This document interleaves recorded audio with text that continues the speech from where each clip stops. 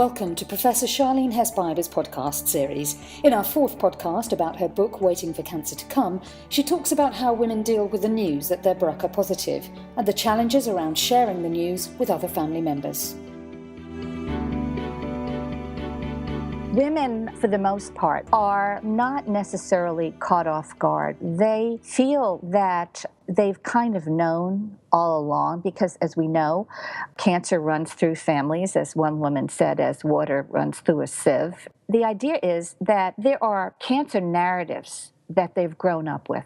They've grown up with tales of grandmothers, even grandfathers, great-grandmothers having died from breast and/or ovarian cancers. And they also know that there are loved ones that have survived breast and ovarian cancer. And for them, it's not as horrific because they haven't experienced in their lifetime someone who had breast cancer that they loved in their family die. For those women, there's a time for the BRCA gene diagnosis, and so they decide a little bit when they want to know. And for those women, however, that don't have that history to rely on, it can come as a real shock. Give us some examples of the different ways in which the women in your study responded. I was particularly interested in Stephanie and Marla's stories. Marla was really caught off guard. She was in her early 40s. She had been divorced. She had 2 kids. She came from a biracial family.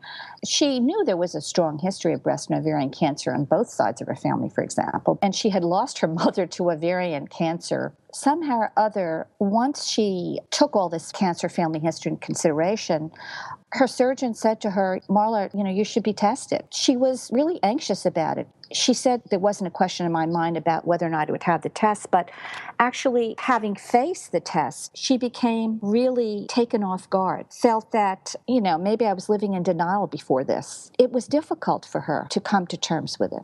She had support from her family, but she was still devastated nonetheless by the news. Stephanie's reaction was very different, wasn't it? Now, Stephanie is an example of someone who already knew she was positive and really, truly believed she was. She, at the time of testing, was 31. She was married, had 2 kids. And, she grew up with very strong family history of breast cancer in her family. Her mother had breast cancer 3 times, and she's currently in stage 4, her mother. But she was pretty calm. She said to me, most cancer survivors in my family were diagnosed in their 40s and 50s. So she feels, I think, that she has time on her side. She said, I've already known I was positive before I was positive, actually knowing it. I'll deal with it. I have kids. I want to take care of it. The mutation was inevitable for me. She's now planning to have her ovaries removed. And I think she found also tremendous support in her family, within her marriage, her faith. You don't hear that in Marla's story. On that note of talking about sharing this sort of massive news with family and friends, what sorts of things did women tell you about how they felt about that? They feel they have to tell their family, they have to alert everyone in their family. These women are called BRCA informers. Some of them draw elaborate diagrams, genealogical diagrams of their family's tree and who had cancer, who didn't. And yet some women, they have to face the issue, who do I tell? At what age should I tell them? Some women wind up keeping secrets, BRCA secrets. Some women in the study, their relatives felt that they overstepped their boundaries by telling their children when they did not want their children to be told. And presumably the whole issue of guilt is an interesting one, isn't it? Did many of the women you spoke to feel guilt, and were they able to explain why? One woman said to me, I have a daughter in her 20s and I have another daughter in her 30s. The other daughter in her 30s, she's strong. She's always been a strong kid in the family.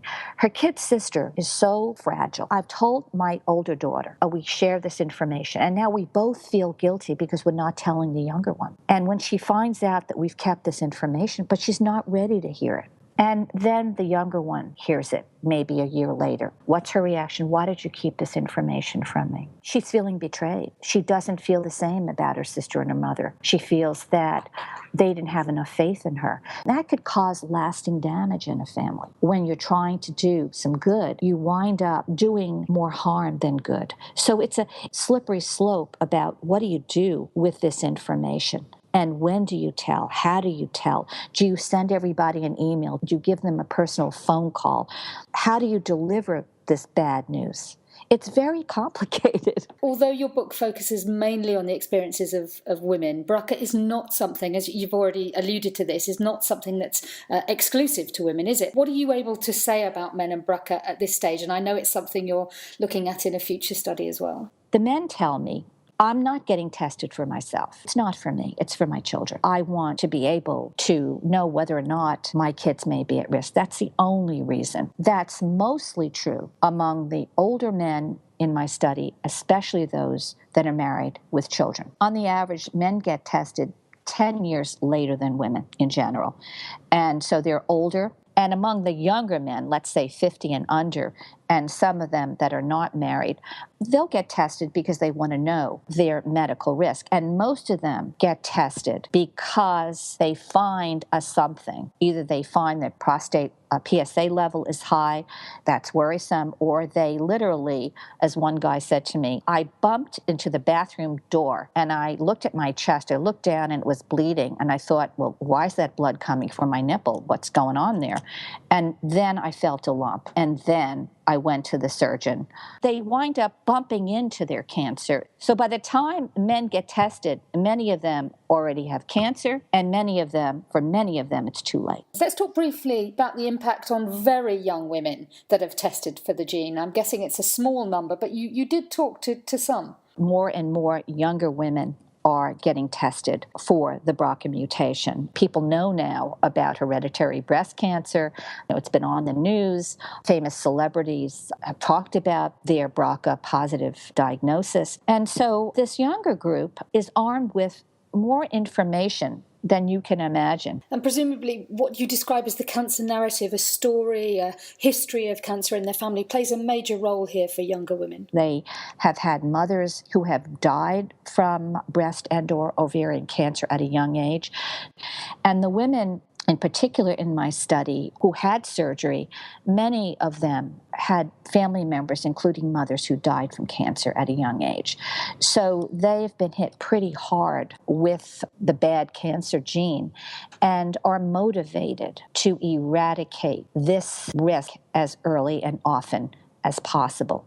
So many of them are launching into double mastectomies and oophorectomies, removing their ovaries and uterus. They have made that decision, and I would say they are very much part of an online BRCA sisterhood that empowers them in their decision-making. They want to stem the tide. They want to be the last generation of women that dies from breast and/or ovarian cancer. So they're on a mission. Just finally for this podcast, from your own experience and what you've heard from the women you interviewed, I wonder where you're at once you've been tested positive for the BRCA gene. Many of them launch into surgery pretty quickly following their doctor's advice, feeling that they're going to get cancer at any moment. As one woman said, my breasts are ticking time bombs. I want to take them off. But for those women who have lived with these narratives of cancer in their family, have lived with the BRCA curse, as one woman said to me, they feel they can wait. Many of the women often go by their mother's cancer clock. When did my mother get cancer? Who else in my family got cancer? Did they live? Till what age did they live? So their mother's cancer history, their mother's narrative, at least for their daughters, becomes comfort for them. They're a little bit less frantic. But if their mother has died from cancer, they don't wait very long. They keep that narrative. They keep that guide. But what about for those women who don't have that guide, that don't have that narrative to follow, for whom it comes completely out of the blue? They're searching around for guidance. They're frenetic about it. They don't take the time. This woman said to me, I was so overwhelmed with fear that I didn't take the time to really think through it. It's that feeling of being blindsided that makes women afterwards feel extremely disempowered about their decision making. They don't feel they were in control of when to have surgery, what kind of surgery. They gave so much control over to the medical profession. So not having the sense that you had control over your decision was devastating to them. You see this really clearly when you compare those women who feel they had control, they had time, from those that were blindsided by it. They needed more time to absorb and decide what to do. Sharlene Hesse-Biber was talking to me, Chris Garrington, about her book Waiting for Cancer to Come, which is published by the University of Michigan Press. In our next podcast, we'll talk about the options presented to a woman once she's tested positive for the BRCA gene and how decisions are made about surveillance or surgery. This series is produced by Research Podcasts.